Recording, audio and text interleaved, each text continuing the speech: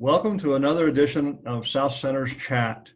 We have a special guest today, Jackie Wilkins, the director of OSU Extension, talking about how Extension is responding during the COVID-19 crisis. Stay tuned, we'll be right back.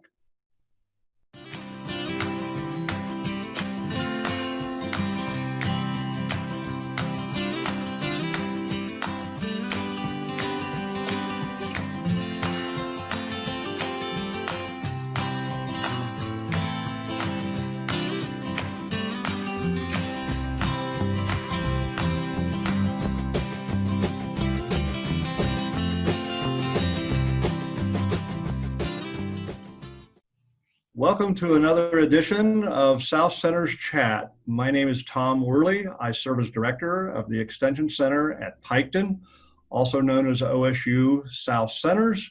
And it's my special opportunity today to have our Associate Dean for the College of Food, Agriculture, and Environmental Science and the director of all of OSU Extension statewide, Jackie Wilkins, as our special guest today. Welcome, Jackie.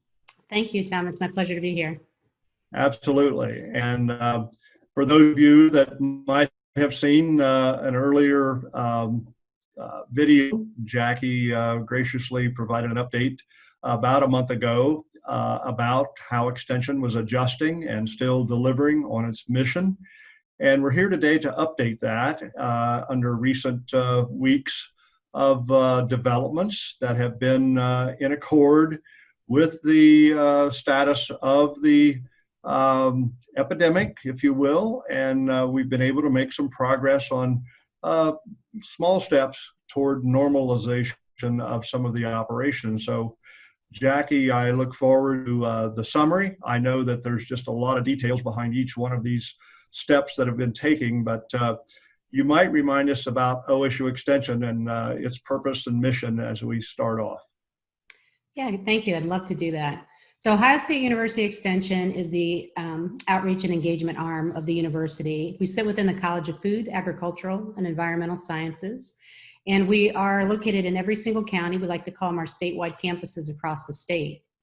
Our vision and mission really is to help improve the quality of life and help Ohioans have the knowledge and the resources that they need to actively engage in creating the conditions in which they thrive. And our mission is creating opportunities for people to explore how science-based knowledge can improve social, economic, and environmental conditions. So in a nutshell, we take the knowledge and research from the university, we translate that into a way that makes sense for each of the different topics or things that are going on in the lives of our communities. And then we translate that knowledge into useful engagement and for people to have resources and tools to improve the quality of their life on the different aspects of the things that they're working on. And we do that primarily in 4 areas of content. We do that in 4-H, positive youth development, community development, family and consumer sciences, and agricultural and natural resources. So as we go through today, I'll provide a variety of examples of how we actually address that. Great, great. Well, I think we have a great outline ahead of us, Jackie. And so you've got a slide up that talks about how the priorities are lined up as we have tried to operate during the COVID-19 situation. So please share that with us. Yeah, Tom, as you know, when we came together the last time, we were just understanding that we would need to go into a telework environment. And so we had moved nearly 800 employees into home offices, really, to provide ongoing programs and services to our constituents, but do that in a way that was fully virtual. And so we had to turn things pretty quickly into being facilitators of knowledge in a lot of different ways to be able to facilitate a lot of that in just virtual environments through webinars and Zoom conferences and things like that. One of the things that's been a primary tenet for us is that our primary concern is the health and safety of all of our people. And so that includes our faculty and staff who do a lot of the programming, our volunteers who help with our programs, and the stakeholders, families, youth, and community members that we serve. One thing I do want to say is we all know that COVID-19 is continuing to spread in Ohio and across the nation. And so one of the things that we're doing is still committing to primarily being in a telework environment and doing as many things virtually as we can. We've been paying close attention to the spread of the virus and then doing our best to make frequent determinations regarding how we're going to continue to do our work, whether that's in the telework environment or with what we have coming forward here soon is some in-person programming. So again, our overall goal is to meet the needs of every Ohioans every day in the way that makes the most sense as we understand where we're at as it relates to COVID-19. Mm-hmm. So one of the things that we've been starting on in the last month and a half or so is beginning to repopulate our extension offices. And so every single county had to come up with a unique plan to meet the needs of safety requirements, really based on the CDC, Ohio Department of Health, and university guidelines. So that takes into account the frequent updates for the county risk, as you might have been paying attention to at the state of Ohio's website on the coronavirus. We look at the Ohio Public Health Advisory System, and for those of you that may not know, they look at a variety of indicators to determine the level of risk within each county for going out and about and the different types of things that would have to be in place. So currently we have about 19 counties in Ohio that are under a level 3, and some that are approaching a level 4, which is the highest level of risk. And so in each of those counties, we also have to take into account what's going on locally, because it doesn't look the same for everybody across the state. So all of our counties, for the most part, are open to the public, most of them by appointment only right now, and are following safety procedures for COVID-19. So all of them have personal protective equipment.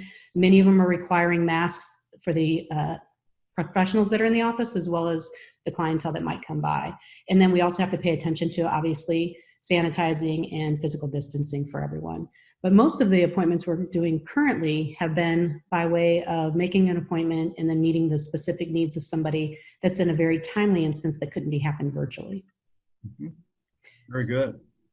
So we do have a little bit of in-person programming to begin later this month, Jackie, as you've indicated here, and a process, I think, by which that can begin to happen on a limited basis. Right. So the last time I was here, we talked about doing virtual only or no in-person programming by way of the edict of the university through July 6th. Starting July 7th, we've just recently received, in fact, it came a little bit after that, the notification from the university that we will be able to do some in-person programming for groups less than 100 individuals.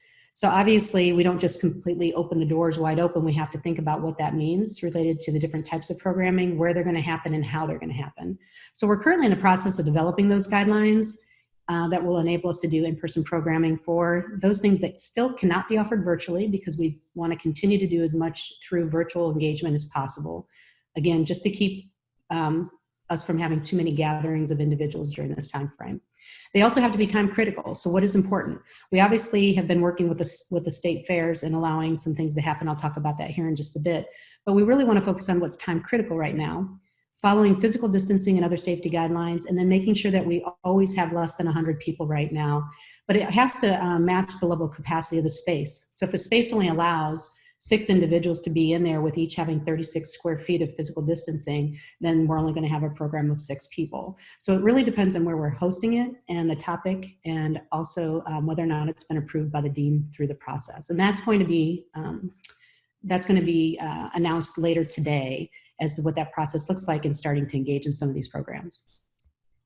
Very good. Well, it's one more step forward, I think, that in terms of some of the events and that we're so used to hosting and offering, and it's great to see the opportunity to get some of those approved to move forward. But in the meantime, 4-H has been pretty active. Summertime is a very busy time with camps and fair projects and so forth, and all of that has been impacted, but yet 4-H has adapted. So you might want to share how that has taken place. Absolutely. And obviously 4-H is still continuing to adapt, because they each day have some new interesting challenges as it relates to, again, the spread of COVID, what some of the risk might look like in different counties. So at the beginning of the season, we had a couple things happen. One was all of our camps that were going to be in person were canceled for in-person residential. And so all of our camps have been virtual for this entire season.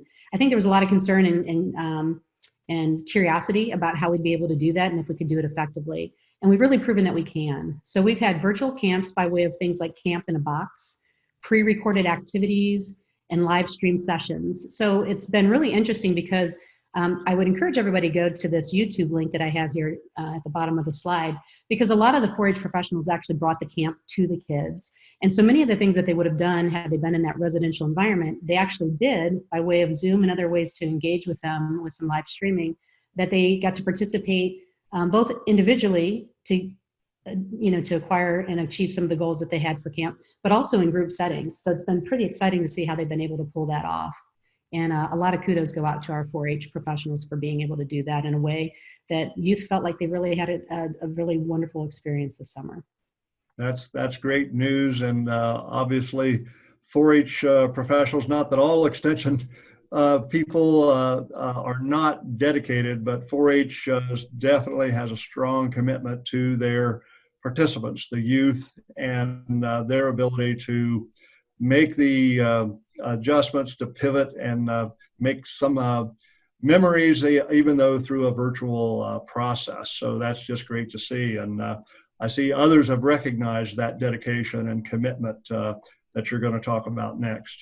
Absolutely. And so with camps, by not having them this year, that did not eliminate our fixed costs as it relates to actually keeping the camps open and available, and have the individuals and professionals in place that are going to continue to offer support both this year by way of continuing to be ready for programming, but also the maintenance of the camps in preparation for our future camps once we've been able to make some progress with the spread of COVID. And so we worked with Advancement this year, and they developed a fund raiser for giving. And as you can see here, we raised $174,000 and had over 1,400 different individuals that contributed to maintaining the fixed costs for camp so that we don't start in a large hole this next year. So that was a tremendous amount of support being shown by a lot of individuals for something that's been important to many people throughout the years.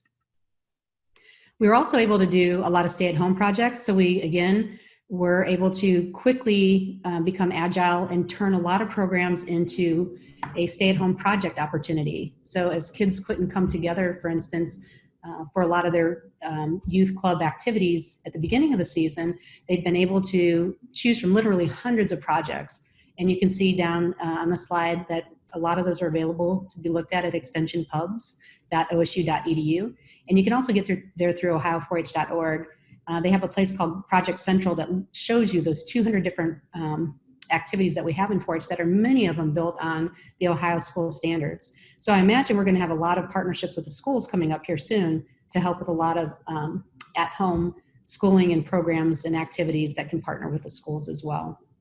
I am sure. And just a small sampling of what you have available through the 4-H program that's already online and developed and been peer reviewed and all those things that make it very appropriate for pickup use in the school. So great to hear a little bit more about the fairs and in-person 4-H activities.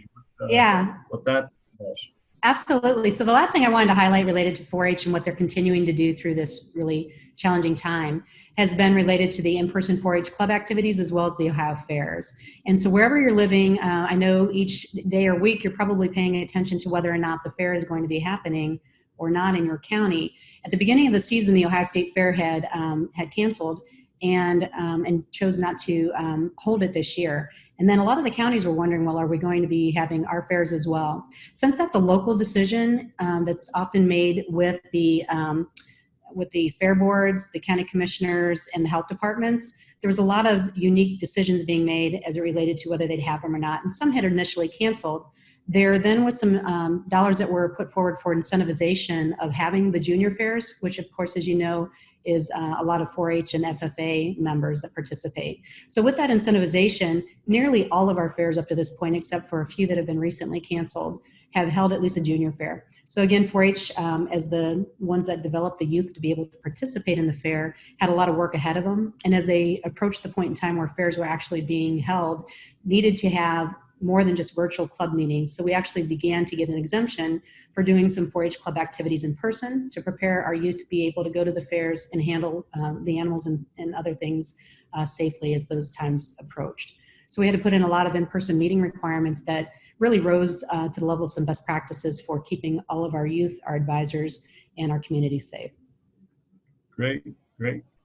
Well, again, the ability to kind of pivot and meet the clientele, especially in the youth area. But we have 3 other program areas, and family consumer science is up, and I know they've been busily getting their information and curriculum and areas of interest. Certainly, a lot of people spend way more time at home, and family and consumer science is there to help along the way with food safety and other ideas that people are interested in this time of during the COVID situation.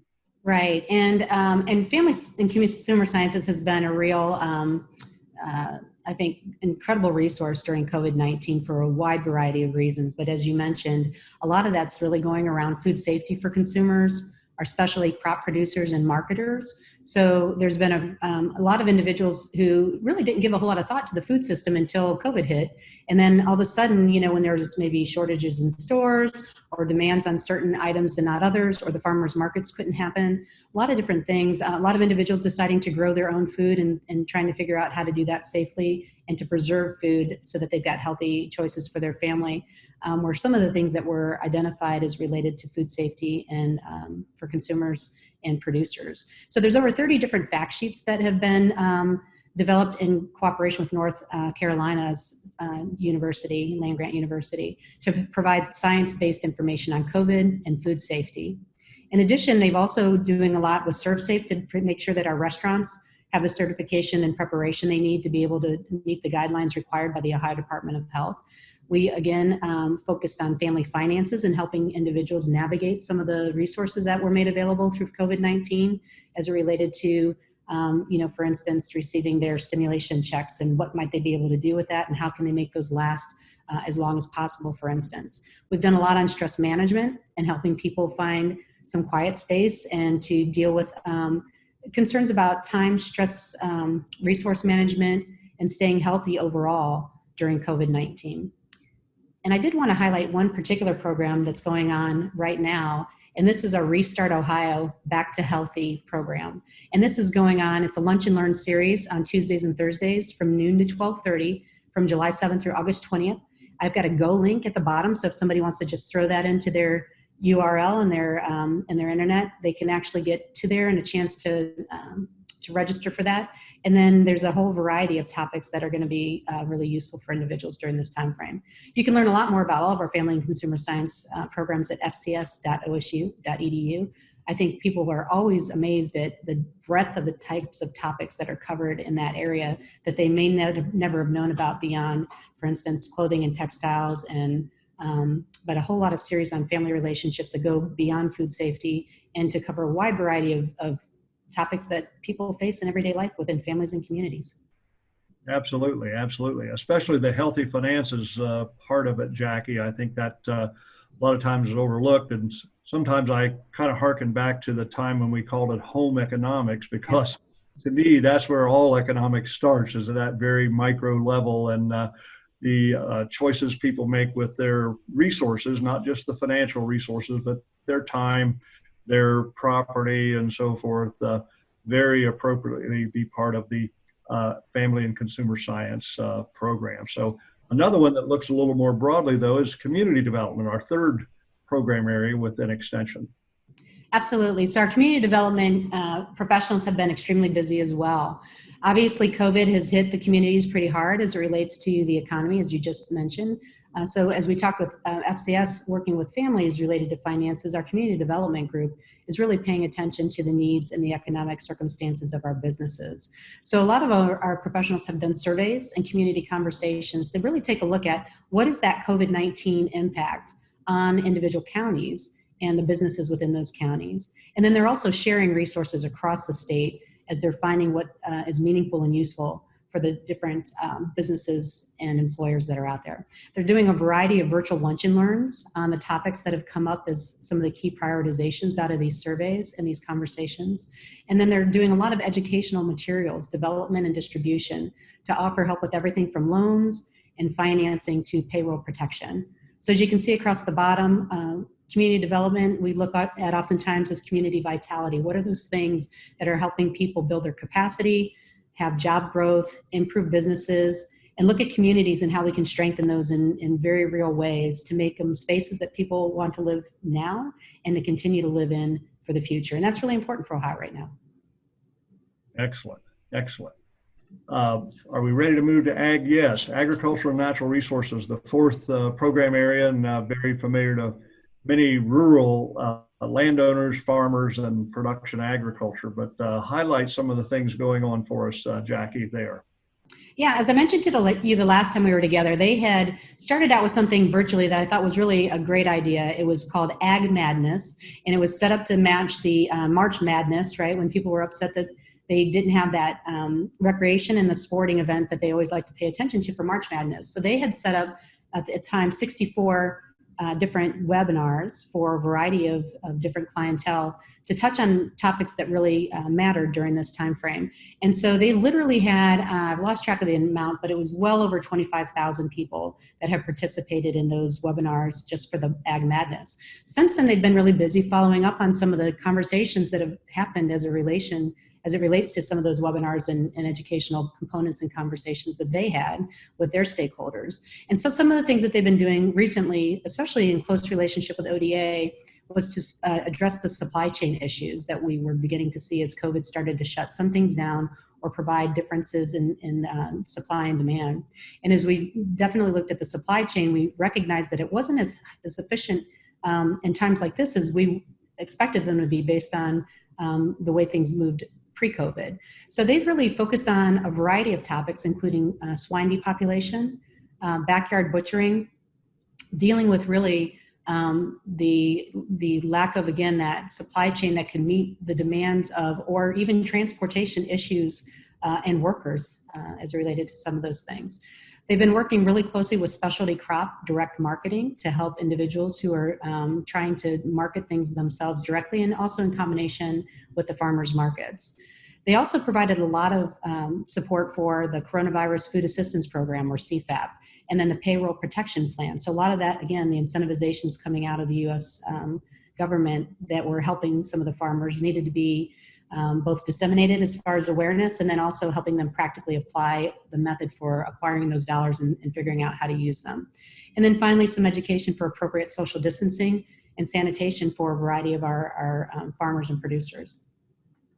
Absolutely. Well, always a lot to cover in the ag and natural resource area. And again, we come down to that last couple points about changes that became available through some of the government assistance programs, the stimulus for the COVID that could be applied to farm employees, as well as I became aware that beef cattle and dairy cattle, that there was dollars set aside for each head that was on farms at a certain period of time and so forth, because of the impact on market prices, and try to offset some of those declines that farms were down to see. So there were just many aspects to all the various programs that were put into place to try to soften the impact. I know it's definitely been impactful economically, but has been helped by the very programs that Ag and Natural Resources have helped with. And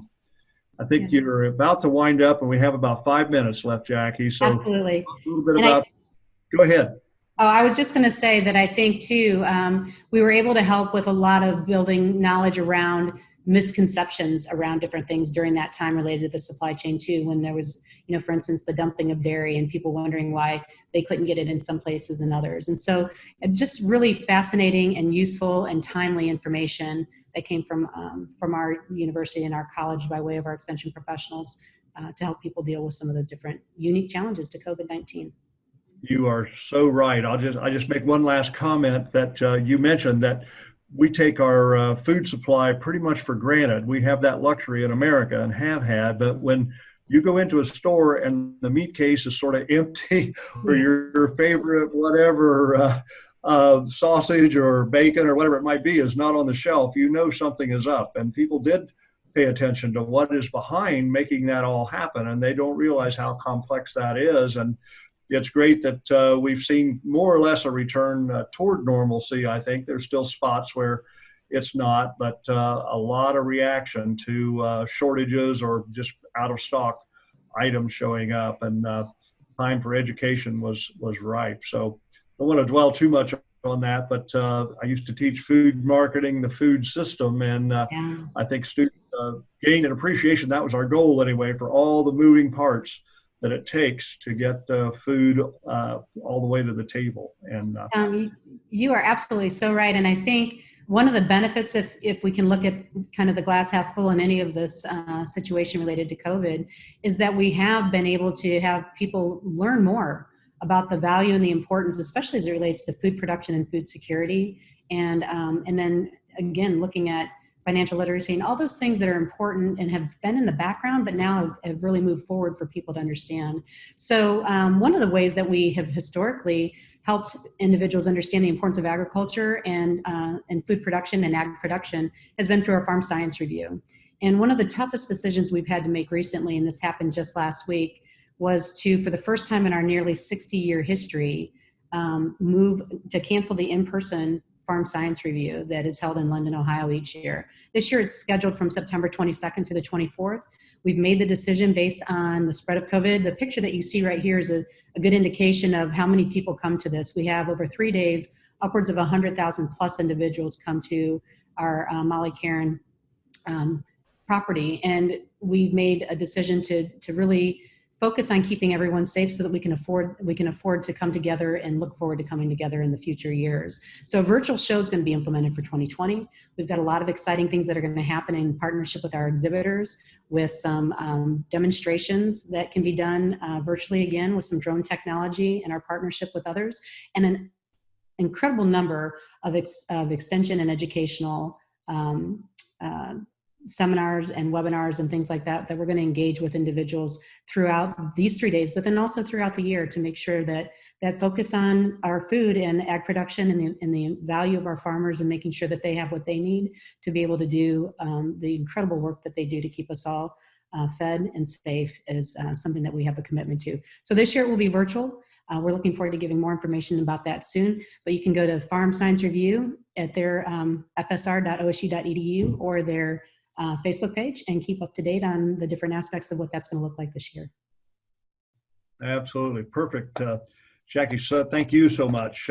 Great information and to be shared throughout your presentation today about Extension and its continued activity to deliver on the mission and fulfill the vision. And obviously the information changes as the environment and the atmosphere we're operating in and changes, and what is high on people's priority list of what they're looking for. And I know we've endeavored to the best of our to try to refocus our priorities and answer the pertinent questions of the day. And you've touched on many of those in all 4 program areas. So I think we got a minute or so if you want to wrap up with any final thought.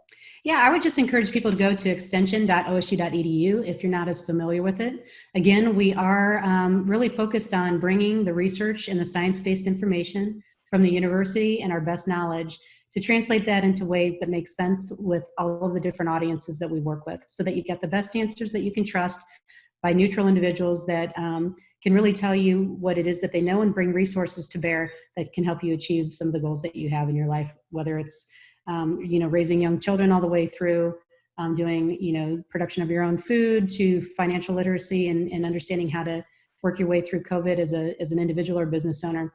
I can't think of any topics that we don't know how to answer or get you to somebody that knows. So please reach out to us and learn more. Thank you so much, Jackie. And I know the front door to Extension is always open. It might be virtual in many, many cases, but a lot of times that's the way people are accessing us. Thank you so much again. As the director of 800 or 900 person organization, it's great to have you on for these few minutes to share with us and make this available out there in the internet world. So thanks again, and we'll be seeing you soon. Thank you, Tom. You take care. Okay.